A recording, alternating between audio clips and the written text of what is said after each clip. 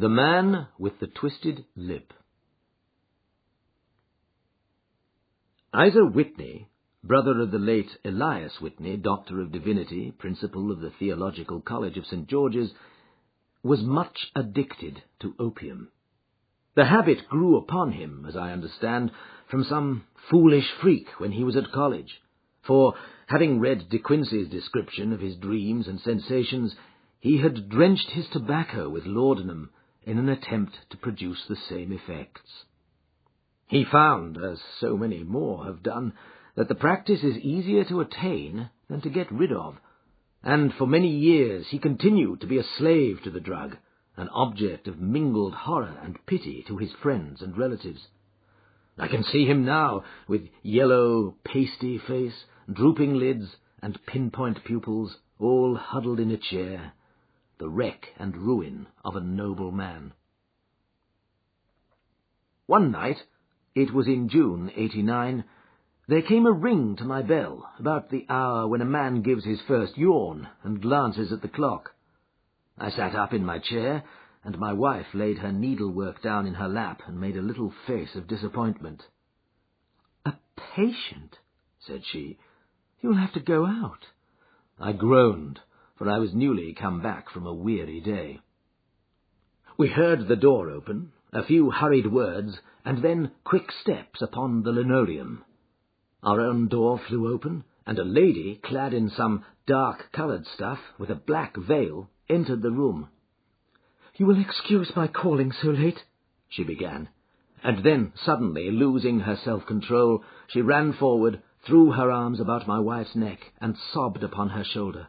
"Oh, I'm in such trouble," she cried. "I do so want a little help." "Why," said my wife, pulling up her veil, "it is Kate Whitney. How you startled me, Kate. I had not an idea who you were when you came in.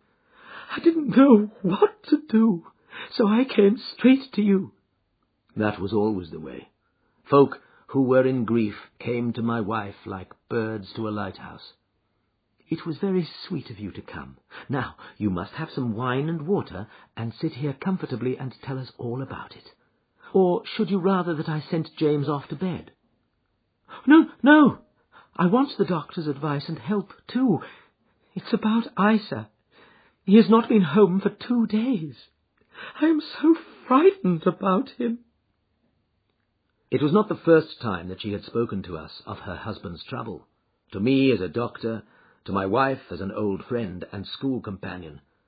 We soothed and comforted her by such words as we could find. Did she know where her husband was? Was it possible that we could bring him back to her? It seems that it was. She had the surest information that of late he had, when the fit was on him, made use of an opium den in the farthest east of the city. Hitherto his orgies had always been confined to one day, and he had come back twitching and shattered in the evening. But now the spell had been upon him 48 hours, and he lay there, doubtless among the dregs of the docks, breathing in the poison or sleeping off the effects. There he was to be found, she was sure of it, at the Bar of Gold in Upper Swandam Lane. But what was she to do? How could she, a young and timid woman, make her way into such a place and pluck her husband out from among the ruffians who surrounded him? There was the case, and of course there was but one way out of it. Might I not escort her to this place? And then, as a second thought, why should she come at all? I was Isa Whitney's medical adviser, and as such I had influence over him. I could manage it better if I were alone. I promised her on my word that I would send him home in a cab within 2 hours if he were indeed at the address which she had given me. And so in 10 minutes I had left my armchair and cheery sitting-room behind me, and was speeding eastward in a hansom on a strange errand, as it seemed to me at the time, though the future only could show how strange it was to be. But there was no great difficulty in the first stage of my adventure. Upper Swandam Lane is a vile alley lurking behind the high wharves which line the north side of the river to the east of London Bridge. Between a slop shop and a gin shop, approached by a steep flight of steps leading down to a black gap like the mouth of a cave, I found the den of which I was in search. Ordering my cab to wait, I passed down the steps, worn hollow in the centre by the ceaseless tread of drunken feet, and by the light of a flickering oil lamp above the door I found the latch and made my way into a long, low room, thick and heavy with the brown opium smoke, and terraced with wooden berths like the forecastle of an emigrant ship. Through the gloom one could dimly catch a glimpse of bodies lying in strange, fantastic poses. Bowed shoulders, bent knees, heads thrown back, and chins pointing upwards, with here and there a dark, lack-lustre eye turned upon the newcomer. Out of the black shadows there glimmered little red circles of light, now bright, now faint, as the burning poison waxed or waned in the bowls of the metal pipes. The most lay silent, but some muttered to themselves, and others talked together in a strange, low, monotonous voice, their conversation coming in gushes and then suddenly tailing off into silence, each mumbling out his own thoughts and paying little heed to the words of his neighbour. At the farther end was a small brazier of burning charcoal, beside which, on a three-legged wooden stool, there sat a tall, thin old man, with his jaw resting upon his two fists and his elbows upon his knees, staring into the fire. As I entered, a sallow Malay attendant had hurried up with a pipe for me and a supply of the drug, beckoning me to an empty berth. "Thank you, I have not come to stay," said I. "There is a friend of mine here, Mr. Isa Whitney, and I wish to speak with him." There was a movement and an exclamation from my right, and peering through the gloom, I saw Whitney, pale, haggard, and unkempt, staring out at me. "Oh, my God, it's Watson," said he. He was in a pitiable state of reaction, with every nerve in a twitter. "I say, Watson, what o'clock is it?" "Nearly 11. "Of what day?" "Of Friday, June the 19th. "Oh, good heavens! I thought it was Wednesday. It is Wednesday. What do you want to frighten a chap for?" He sank his face onto his arms and began to sob in a high treble key. "I tell you that it is Friday, man. Your wife has been waiting this 2 days for you. You should be ashamed of yourself." "So I have. But you got mixed, Watson, for I have only been here a few hours. 3 pipes, 4 pipes. I forget how many. But I'll go home with you. I wouldn't frighten Kate, poor little Kate. Give me your hand. Have you a cab?" "Yes, I have one waiting." "Then I shall go in it. But I must owe something. Find what I owe, Watson. I am all off colour. I can do nothing for myself." I walked down the narrow passage between the double row of sleepers, holding my breath to keep out the vile, stupefying fumes of the drug, and looking about for the manager. As I passed the tall man who sat by the brazier, I felt a sudden pluck at my skirt, and a low voice whispered, "Walk past me, and then look back at me."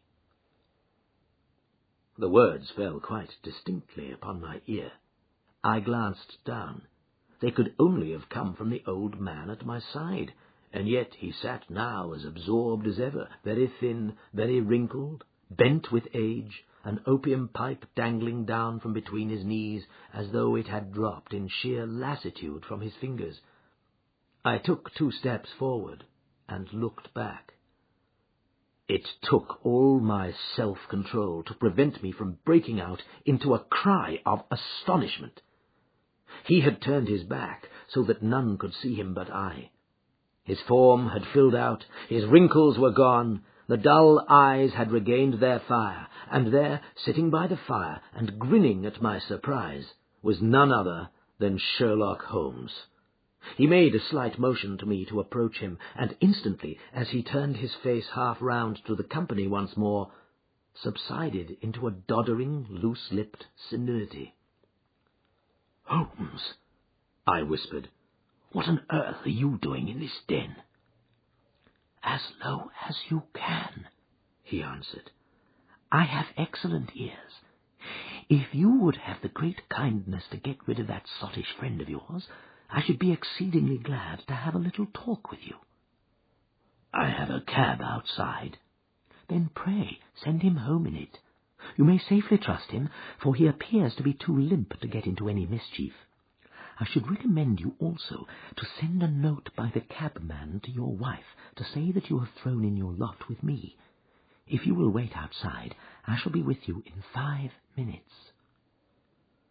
It was difficult to refuse any of Sherlock Holmes's requests, for they were always so exceedingly definite, and put forward with such a quiet air of mastery. I felt, however, that when Whitney was once confined in the cab, my mission was practically accomplished, and for the rest I could not wish anything better than to be associated with my friend in one of those singular adventures which were the normal condition of his existence. In a few minutes I had written my note, paid Whitney's bill, led him out to the cab, and seen him driven through the darkness. In a very short time a decrepit figure had emerged from the opium den, and I was walking down the street with Sherlock Holmes. For 2 streets he shuffled along with a bent back and an uncertain foot. Then, glancing quickly round, he straightened himself out and burst into a hearty fit of laughter. "I suppose, Watson," said he, "that you imagine that I have added opium smoking to cocaine injections and all the other little weaknesses on which you have favoured me with your medical views." "I was certainly surprised to find you there." "But not more so than I to find you." "I came to find a friend." "And I to find an enemy." "An enemy?" "Yes, one of my natural enemies, or shall I say, my natural prey. Briefly, Watson, I am in the midst of a very remarkable inquiry, and I have hoped to find a clue in the incoherent ramblings of these sots, as I have done before now. Had I been recognized in that den, my life would not have been worth an hour's purchase, for I have used it before now for my own purposes, and the rascally Lascar who runs it has sworn to have vengeance upon me. There is a trap-door at the back of that building, near the corner of Paul's Wharf, which could tell some strange tales of what has passed through it upon the moonless nights." "What? You do not mean bodies?" "Aye, bodies, Watson. We should be rich men if we had £1,000 for every poor devil who has been done to death in that den. It is the vilest murder trap on the whole riverside, and I fear that Neville St. Clair has entered it never to leave it more. But our trap should be here." He put his 2 forefingers between his teeth and whistled shrilly, a signal which was answered by a similar whistle from the distance, followed shortly by the rattle of wheels and the clink of horses' hoofs. "Now, Watson," said Holmes, as a tall dog-cart dashed up through the gloom, throwing out 2 golden tunnels of yellow light from its side lanterns, "you'll come with me, won't you?" If I can be of use." "Oh, a trusty comrade is always of use, and a chronicler still more so. My room at the Cedars is a double-bedded one." "The Cedars?" "Yes, that is Mr. St. Clair's house. I am staying there while I conduct the inquiry." "Where is it, then?" "Near Lee, in Kent. We have a 7-mile drive before us." "But I am all in the dark." "Of course you are. You'll know all about it presently. Jump up here." "All right, John, we shall not need you. Here's £0.50. Look out for me tomorrow about 11. Give her her head. So long, then." He flicked the horse with his whip, and we dashed away through the endless succession of sombre and deserted streets, which widened gradually until we were flying across a broad balustraded bridge with the murky river flowing sluggishly beneath us. Beyond lay another dull wilderness of bricks and mortar, its silence broken only by the heavy, regular footfall of the policeman or the songs and shouts of some belated party of revellers. A dull wrack was drifting slowly across the sky, and a star or 2 twinkled dimly here and there through the rifts of the clouds. Holmes drove in silence, with his head sunk upon his breast, and the air of a man who is lost in thought, while I sat beside him, curious to learn what this new quest might be which seemed to tax his powers so sorely, and yet afraid to break in upon the current of his thoughts. We had driven several miles, and were beginning to get to the fringe of the belt of suburban villas, when he shook himself, shrugged his shoulders, and lit up his pipe with the air of a man who has satisfied himself that he is acting for the best. "You have a grand gift of silence, Watson," said he. "It makes you quite invaluable as a companion. Upon my word, it is a great thing for me to have someone to talk to. My own thoughts are not over-pleasant. I was wondering what I should say to this dear little woman tonight when she meets me at the door." "You forget that I know nothing about it." "I shall just have time to tell you the facts of the case before we get to Lee. It seems absurdly simple, and yet somehow I can get nothing to go upon. There's plenty of thread, no doubt, but I can't get the end of it into my hand.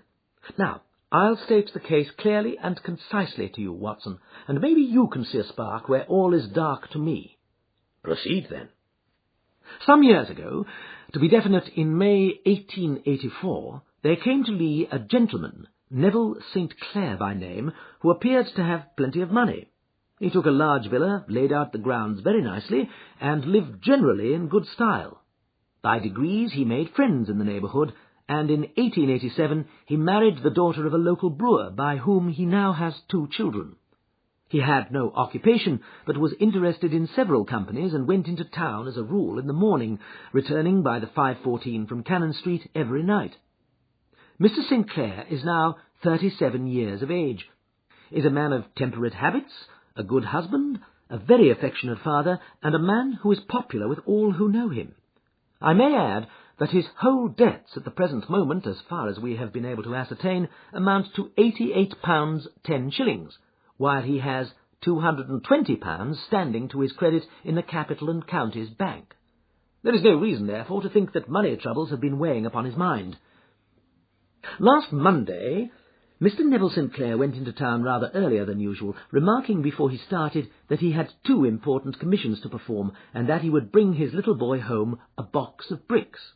Now, by the merest chance, his wife received a telegram upon this same Monday, very shortly after his departure, to the effect that a small parcel of considerable value, which she had been expecting, was waiting for her at the offices of the Aberdeen Shipping Company.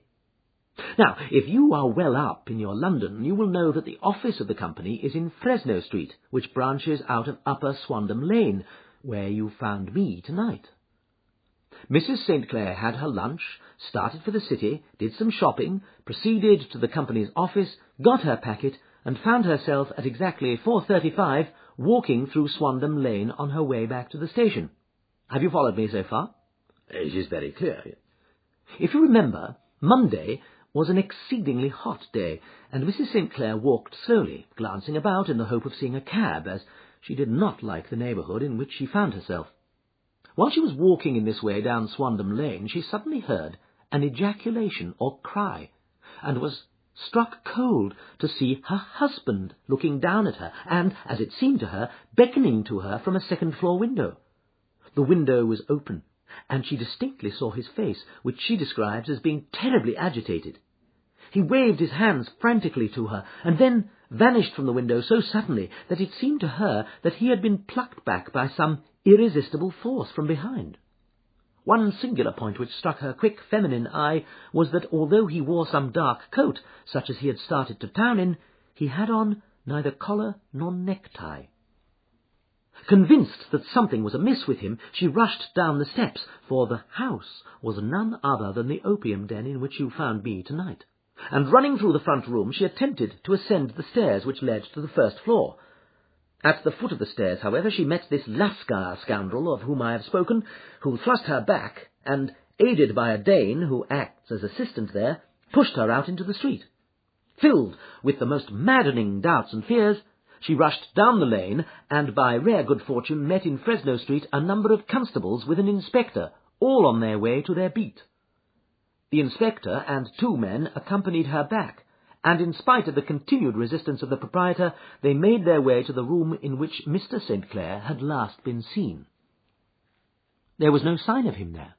In fact, in the whole of that floor there was no one to be found save a crippled wretch of hideous aspect, who, it seems, made his home there. Both he and the Lascar stoutly swore that no one else had been in the front room during the afternoon.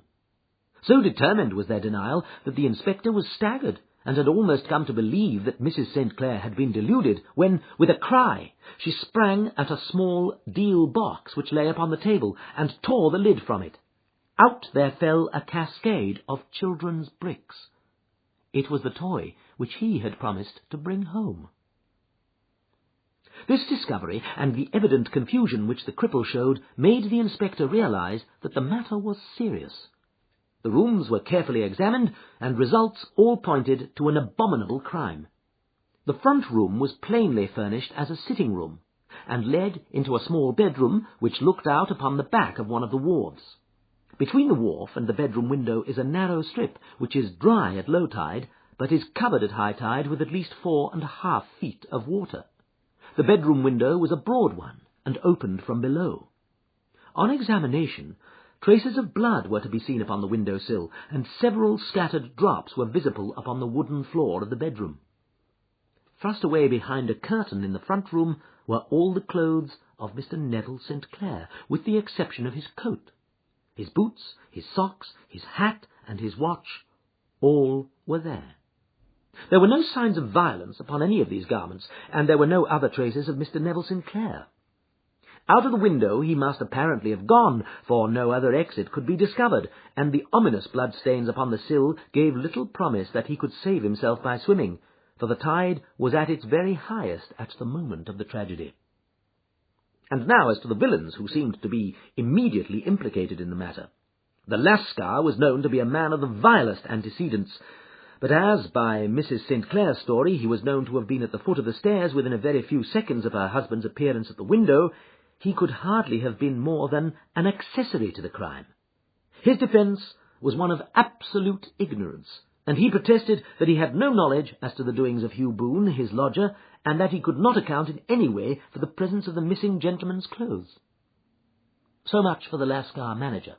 Now, for the sinister cripple who lives upon the second floor of the opium den, and who was certainly the last human being whose eyes rested upon Neville St. Clair. His name is Hugh Boone, and his hideous face is one which is familiar to every man who goes much to the city. He is a professional beggar, though in order to avoid the police regulations he pretends to a small trade in wax vesters. Some little distance down Threadneedle Street, upon the left-hand side, there is, as you may have remarked, a small angle in the wall.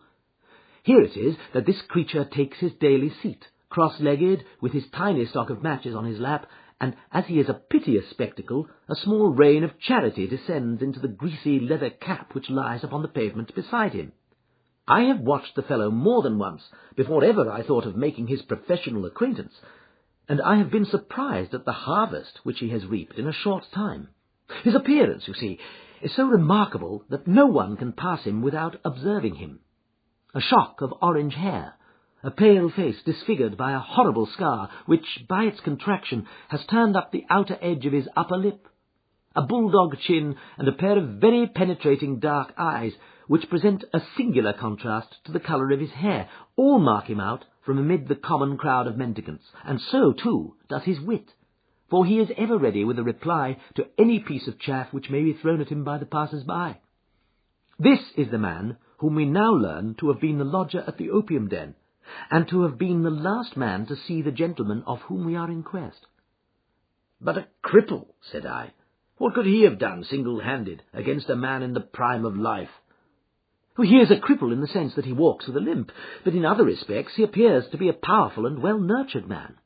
Surely your medical experience would tell you, Watson, that weakness in one limb is often compensated for by exceptional strength in the others. Pray continue your narrative. Mrs. St. Clair had fainted at the sight of the blood upon the window, and she was escorted home in a cab by the police, as her presence could be of no help to them in their investigations. Inspector Barton, who had charge of the case, made a very careful examination of the premises, but without finding anything which threw any light upon the matter.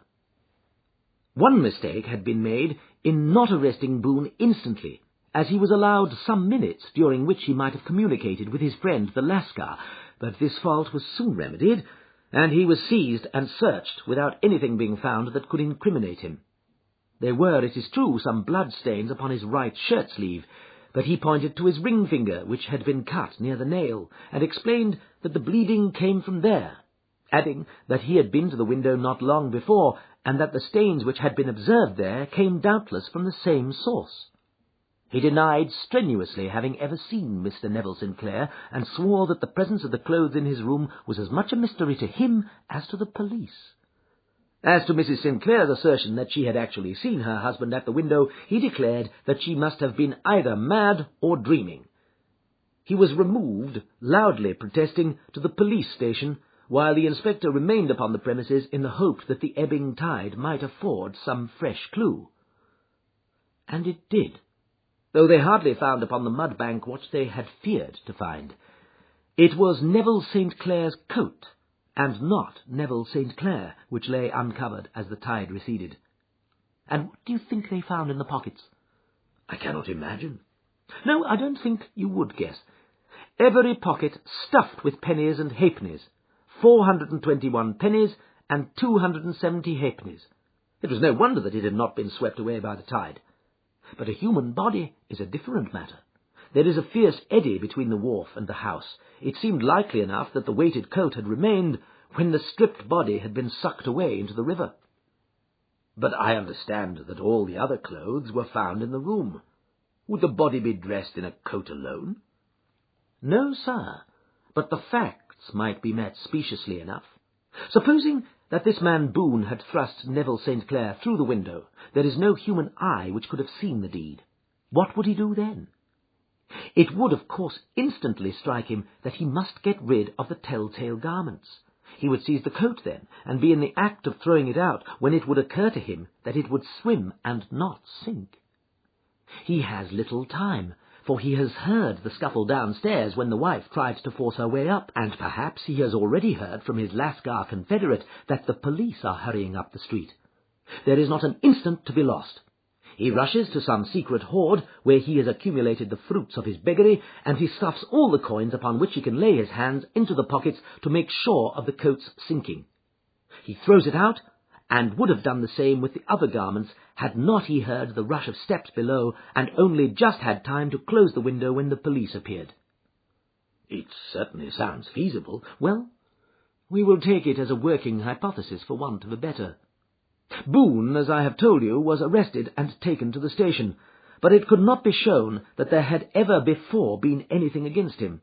He had for years been known as a professional beggar, but his life appeared to have been a very quiet and innocent one.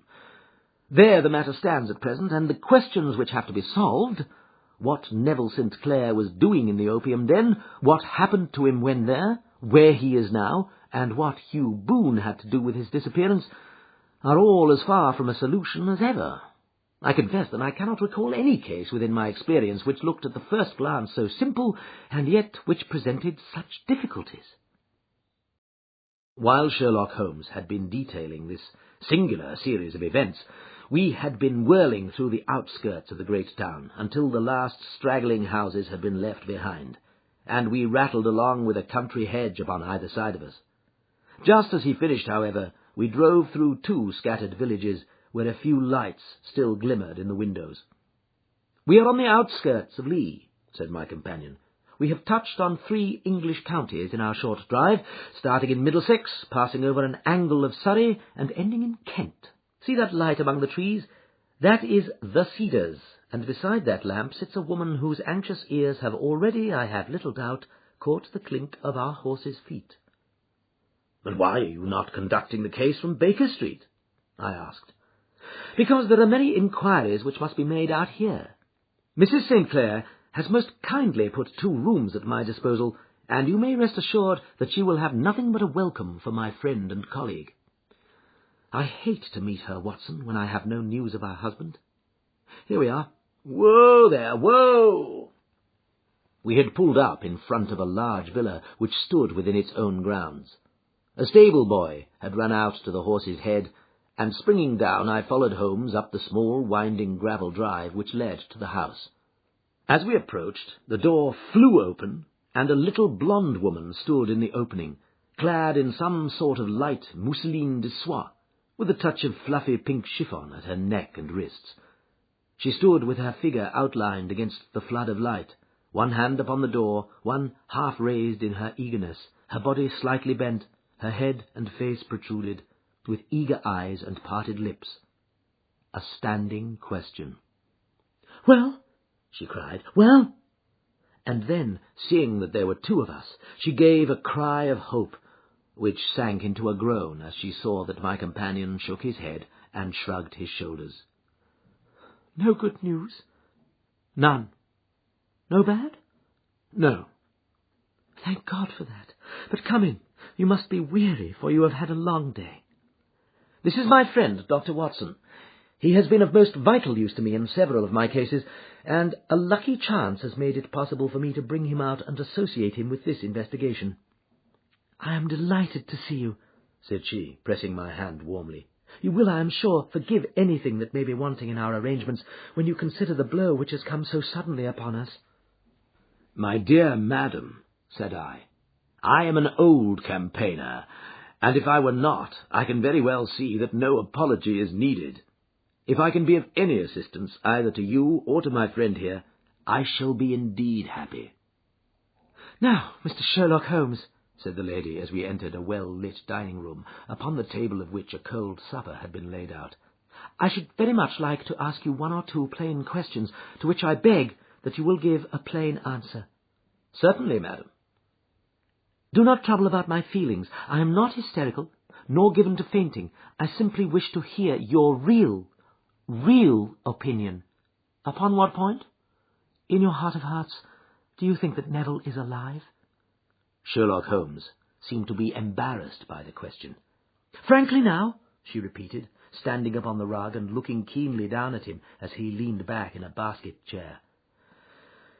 "Frankly then, madam, I do not." "You think that he is dead?" "I do." "Murdered?" "I don't say that." "Perhaps. And on what day did he meet his death?" "On Monday." "Then perhaps, Mr. Holmes, you will be good enough to explain how it is that I have received a letter from him today." Sherlock Holmes sprang out of his chair as if he had been galvanized. "What?" he roared.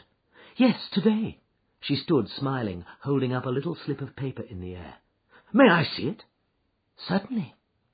He snatched it from her in his eagerness, and, smoothing it out upon the table, he drew over the lamp and examined it intently. I had left my chair and was gazing at it over his shoulder. The envelope was a very coarse one, and was stamped with the Gravesend postmark, and with the date of that very day, or rather of the day before, for it was considerably after midnight. "Coarse writing," murmured Holmes. "Surely this is not your husband's writing, madam?" "No, but the enclosure is. I perceive also that whoever addressed the envelope had to go and inquire as to the address." "How can you tell that?" "The name, you see, is in perfectly black ink, which has dried itself. The rest is of the greyish colour, which shows that blotting paper has been used. If it had been written straight off, and then blotted, none would be of a deep black shade. This man has written the name, and there has then been a pause before he wrote the address, which can only mean that he was not familiar with it. It is, of course, a trifle, but there is nothing so important as trifles. Let us now see the letter. Ha! There has been an enclosure here." "Yes, there was a ring. His signet ring." "And you are sure that this is your husband's hand?" "One of his hands." "One?" "His hand when he wrote hurriedly. It is very unlike his usual writing, and yet I know it well." "Dearest, do not be frightened. All will come well. There is a huge error which it may take some little time to rectify. Wait in patience. Neville." Written in pencil upon the fly-leaf of a book, octavo size, no watermark. Posted today in Gravesend by a man with a dirty thumb. And the flap has been gummed, if I am not very much in error, by a person who had been chewing tobacco. And you have no doubt that it is your husband's hand, madam?" "None. Neville wrote those words." "And they were posted today at Gravesend. Well, Mrs. Sinclair, the clouds lighten, though I should not venture to say that the danger is over." "But he must be alive, Mr. Holmes." "Unless this is a clever forgery to put us on the wrong scent. The ring, after all, proves nothing. It may have been taken from him." No, it is. It is his very own writing." "Very well. It may, however, have been written on Monday and only posted today. That is possible. If so, much may have happened between. Oh, you must not discourage me, Mr. Holmes. I know that all is well with him. There is so keen a sympathy between us that I should know if evil came upon him. On the very day that I saw him last, he cut himself in the bedroom, and yet I, in the dining-room, rushed upstairs instantly with the utmost certainty that something had happened. Do you think that I would respond to such a trifle, and yet be ignorant of his death? I have seen too much not to know that the impression of a woman may be more valuable than the conclusion of an analytical reasoner. And in this letter you certainly have a very strong piece of evidence to corroborate your view. But if your husband is alive and able to write letters, why should he remain away from you? I cannot imagine. It is unthinkable. And on Monday he made no remarks before leaving you? No. And you were surprised to see him in Swandam Lane? Very much so. Was the window open? Yes. Then he might have called to you. He might. He only, as I understand, gave an inarticulate cry. Yes. A call for help, you thought? Yes. He waved his hands. But it might have been a cry of surprise. Astonishment at the unexpected sight of you might cause him to throw up his hands? It is possible. And you thought he was pulled back? He disappeared so suddenly. He might have leapt back. You did not see anyone else in the room? No, but this horrible man confessed to having been there, and the Lascar was at the foot of the stairs. Quite so. Your husband, as far as you could see, had his ordinary clothes on? But without his collar or tie. I distinctly saw his bare throat. Had he ever spoken of Swandam Lane? Never. Had he ever showed any signs of having taken opium? Never. Thank you, Mrs. Sinclair. Those are the principal points about which I wished to be absolutely clear. We shall now have a little supper and then retire, for we may have a very busy day tomorrow. A large and comfortable double-bedded room had been placed at our disposal, and I was quickly between the sheets, for I was weary after my night of adventure. Sherlock Holmes was a man, however, who, when he had an unsolved problem upon his mind, would go for days, and even for a week, without rest, turning it over, rearranging his facts, looking at it from every point of view until he had either fathomed it or convinced himself that his data were insufficient. It was soon evident to me that he was now preparing for an all-night sitting. He took off his coat and waistcoat, put on a large blue dressing-gown, and then wandered about the room collecting pillows from his bed and cushions from the sofa and armchairs. With these he constructed a sort of Eastern divan, upon which he perched himself cross-legged, with an ounce of shag tobacco and a box of matches laid out in front of him. In the dim light of the lamp I saw him sitting there, an old briar pipe between his lips, his eyes fixed vacantly upon the corner of the ceiling, the blue smoke curling up from him, silent, motionless, with the light shining upon his strong-set aquiline features. So he sat, as I dropped off to sleep, and so he sat, when a sudden ejaculation caused me to wake up, and I found the summer sun shining into the apartment. The pipe was still between his lips, the smoke still curled upward, and the room was full of a dense tobacco haze, but nothing remained of the heap of shag which I had seen upon the previous night. "Awake, Watson?" he asked. "Yes." "Game for a morning drive?" "Certainly." "Then dress.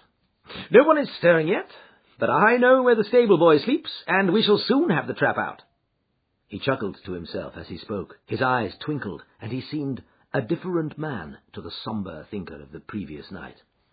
As I dressed, I glanced at my watch. It was no wonder that no one was stirring. It was 25 minutes past 4. I had hardly finished when Holmes returned with the news that the boy was putting in the horse. "I want to test a little theory of mine," said he, pulling on his boots. "I think, Watson, that you are now standing in the presence of one of the most absolute fools in Europe. I deserve to be kicked from here to Charing Cross, but I think I have the key of the affair now." "And where is it?" I asked, smiling. "In the bathroom," he answered. "Oh, yes, I am not joking," he continued, seeing my look of incredulity. "I have just been there, and I have taken it out, and I have got it in this Gladstone bag. Come on, my boy, and we shall see whether it will not fit the lock." We made our way downstairs as quietly as possible, and out into the bright morning sunshine. In the road stood our horse and trap, with the half-clad stable-boy waiting at the head. We both sprang in, and away we dashed down the London road. A few country carts were stirring, bearing in vegetables to the metropolis, but the lines of villas on either side were as silent and lifeless as some city in a dream. "It has been in some points a singular case," said Holmes, flicking the horse on into a gallop. "I confess that I have been as blind as a mole, but it is better to learn wisdom late than never to learn it at all." In town, the earliest risers were just beginning to look sleepily from their windows as we drove through the streets of the Surrey side. Passing down the Waterloo Bridge Road, we crossed over the river, and dashing up Wellington Street, wheeled sharply to the right, and found ourselves in Bow Street. Sherlock Holmes was well known to the force, and the two constables at the door saluted him. One of them held the horse's head, while the other led us in. "Who is on duty?" asked Holmes. "Inspector Bradstreet, sir." "Ah, Bradstreet, how are you?" A tall, stout official had come down the stone-flagged passage in a peaked cap and frogged jacket. "I wish to have a quiet word with you, Bradstreet." "Certainly, Mr. Holmes. Step into my room here." It was a small office-like room, with a huge ledger upon the table and a telephone projecting from the wall. The inspector sat down at his desk. "What can I do for you, Mr. Holmes?" "I called about that beggar man, Boone, the one who was charged with being concerned in the disappearance of Mr. Neville St. Clair of Lee." "Yes, he was brought up and remanded for further inquiries." "So I heard. You have him here?" "In the cells." "Is he quiet?" "Oh, he gives no trouble, but he's a dirty scoundrel." "Dirty?" "Yes, it is all we can do to make him wash his hands, and his face is as black as a tinker's. Well, once his case has been settled, he will have a regular prison bath, and I think if you saw him, you would agree with me that he needed it." "I should like to see him very much." "Would you? Well, that is easily done. Come this way. You can leave your bag." "No, I think that I'll take it." "Very good. Come this way, if you please." He led us down a passage, opened a barred door, passed down a winding stair, and brought us to a whitewashed corridor with a line of doors on each side. "The third on the right is his," said the inspector. "Here it is." He quietly shot back a panel in the upper part of the door and glanced through. "He is asleep," said he. "You can see him very well." We both put our eyes to the grating. The prisoner lay with his face towards us in a very deep sleep, breathing slowly and heavily. He was a middle-sized man, coarsely clad, as became his calling, with a coloured shirt protruding through the rent in his tattered coat. He was, as the inspector had said, extremely dirty, but the grime which covered his face could not conceal its repulsive ugliness. A broad wheal from an old scar ran right across it from eye to chin, and by its contraction had turned up one side of the upper lip, so that 3 teeth were exposed in a perpetual snarl. A shock of very bright red hair grew low over his eyes and forehead. "He's a beauty, isn't he?" said the inspector. "He certainly needs a wash," remarked Holmes. "I had an idea that he might, and I took the liberty of bringing the tools with me." He opened the Gladstone bag as he spoke, and took out, to my astonishment, a very large bath sponge.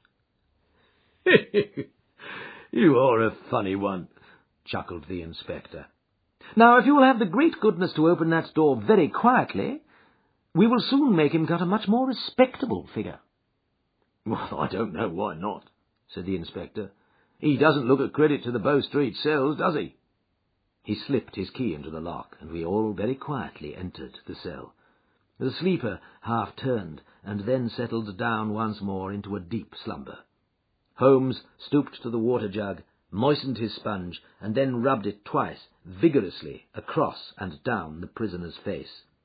"Let me introduce you," he shouted, "to Mr. Neville St. Clair of Lee, in the county of Kent." Never in my life have I seen such a sight. The man's face peeled off under the sponge like the bark from a tree. Gone was the coarse brown tint. Gone, too, was the horrid scar which had seamed it across, and the twisted lip which had given the repulsive sneer to the face. A twitch brought away the tangled red hair, and there, sitting up in his bed, was a pale, sad-faced, refined-looking man, black-haired and smooth-skinned, rubbing his eyes and staring about him with sleepy bewilderment. Then, suddenly realizing the exposure, he broke into a scream and threw himself down with his face to the pillow. "Great heavens!" cried the inspector. "It is indeed the missing man. I know him from the photograph." The prisoner turned with the reckless air of a man who abandons himself to his destiny. "Be it so," said he. "And pray, what am I charged with?" "With making away with Mr. Neville St. Oh, come, you can't be charged with that unless they make a case of attempted suicide of it," said the inspector with a grin. "Well, I have been 27 years in the force, but this really takes the cake." "If I am Mr. Neville St. Clair, then it is obvious that no crime has been committed, and that therefore I am illegally detained." "No crime, but a very great error has been committed," said Holmes. "You would have done better to have trusted your wife." "It was not the wife, it was the children," groaned the prisoner. "God help me, I would not have them ashamed of their father. My God, what an exposure! What can I do?" Sherlock Holmes sat down beside him on the couch and patted him kindly on the shoulder. "If you leave it to a court of law to clear the matter up," said he, "of course you can hardly avoid publicity. On the other hand, if you convince the police authorities that there is no possible case against you, I do not know that there is any reason that the details should find their way into the papers. Inspector Bradstreet would, I am sure, make notes upon anything which you might tell us and submit it to the proper authorities. The case would then never go into court at all." "God bless you!" cried the prisoner passionately. "I would have endured imprisonment, aye, even execution, rather than have left my miserable secret as a family blot to my children." "You are the first who have ever heard my story. My father was a schoolmaster in Chesterfield, where I received an excellent education. I travelled in my youth, took to the stage, and finally became a reporter on an evening paper in London. One day my editor wished to have a series of articles upon begging in the metropolis, and I volunteered to supply them. There was the point from which all my adventures started. It was only by trying begging as an amateur that I could get the facts upon which to base my articles.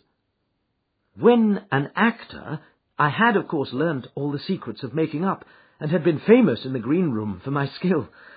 I took advantage now of my attainments. I painted my face, and to make myself as pitiable as possible, I made a good scar and fixed one side of my lip in a twist by the aid of a small slip of flesh-coloured plaster. Then, with a red head of hair and an appropriate dress, I took my station in the business part of the city, ostensibly as a match-seller, but really as a beggar. For 7 hours I plied my trade, and when I returned home in the evening, I found, to my surprise, that I had received no less than 26 shillings and fourpence. I wrote my articles and thought little more of the matter, until some time later I backed a bill for a friend and had a writ served upon me for £25. I was at my wit's end where to get the money, but a sudden idea came to me. I begged a fortnight's grace from the creditor, asked for a holiday from my employers, and spent the time in begging in the city under my disguise. In 10 days I had the money, and had paid the debt. Well, you can imagine how hard it was to settle down to arduous work at £2 a week, when I knew that I could earn as much in a day by smearing my face with a little paint, laying my cap on the ground, and sitting still. It was a long fight between my pride and the money, but the dollars won at last. I threw up reporting and sat day after day in the corner which I had first chosen, inspiring pity by my ghastly face, and filling my pockets with coppers. Only one man knew my secret. He was the keeper of a low den in which I used to lodge in Swandam Lane, where I could every morning emerge as a squalid beggar, and in the evenings transform myself into a well-dressed man about town. This fellow, a Lascar, was well paid by me for his rooms, so that I knew that my secret was safe in his possession. Well, very soon I found that I was saving considerable sums of money. I do not mean that any beggar in the streets of London could earn £700 a year, which is less than my average takings, but I had exceptional advantages in my power of making up, and also in a facility of repartee which improved by practice and made me quite a recognized character in the city. All day a stream of pennies, varied by silver, poured in upon me, and it was a very bad day in which I failed to take £2. As I grew richer, I grew more ambitious, took a house in the country, and eventually married, without anyone having a suspicion as to my real occupation. My dear wife knew that I had business in the city. She little knew what. Last Monday I had finished for the day and was dressing in my room above the opium den when I looked out of my window and saw, to my horror and astonishment, that my wife was standing in the street with her eyes fixed full upon me. I gave a cry of surprise, threw up my arms to cover my face, and, rushing to my confidant, the Lascar, entreated him to prevent anyone from coming up to me. I heard her voice downstairs, but I knew that she could not ascend. Swiftly I threw off my clothes, pulled on those of a beggar, and put on my pigments and wig. Even a wife's eyes could not pierce so complete a disguise. But then it occurred to me that there might be a search in the room, and that the clothes might betray me. I threw open the window, reopening by my violence a small cut which I had inflicted upon myself in the bedroom that morning. Then I seized my coat, which was weighted by the coppers which I had just transferred to it from the leather bag in which I carried my takings. I hurled it out of the window, and it disappeared into the Thames.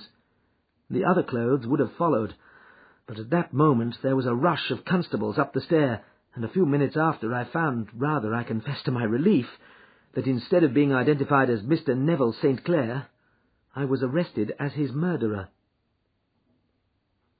I do not know that there is anything else for me to explain. I was determined to preserve my disguise as long as possible, and hence my preference for a dirty face. Knowing that my wife would be terribly anxious, I slipped off my ring and confided it to the Lascar at a moment when no constable was watching me, together with a hurried scrawl telling her that she had no cause to fear. "That note only reached her yesterday," said Holmes. "Oh, good God! What a week she must have spent!" "The police have watched this Lascar," said Inspector Bradstreet, "and I can quite understand that he might find it difficult to post a letter unobserved. Probably he handed it to some sailor customer of his who forgot all about it for some days." "That was it," said Holmes, nodding approvingly. "I have no doubt of it. But have you never been prosecuted for begging?" "Many times. But what was a fine to me?" "It must stop here, however," said Bradstreet. "If the police are to hush this thing up, there must be no more of Hugh Boone." "I have sworn it by the most solemn oaths which a man can take."